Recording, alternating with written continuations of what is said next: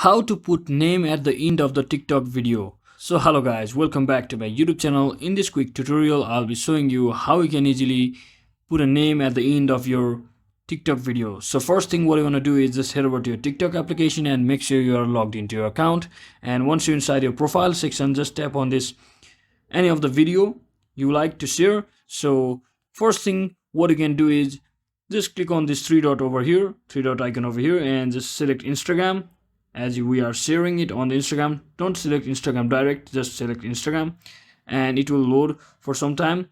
And in my case it has already loaded, so it's not showing any loading process. So I'll just tap on Instagram and just make sure you select the storage and just click on just once, and it will directly take you to your Instagram storage where you can see your name being popping up on your TikTok video. So let me just wait for the end of the video. So as you can see, it has successfully shown up my name. So, and you can just click on this three dot icon over here and just save the video just like this. And that is exactly how you can easily put a name at the end of your TikTok video, and you can also repost it on your TikTok if you like. So I hope this video was helpful guys. If it was, don't forget to like and subscribe to channel. See you on the next one.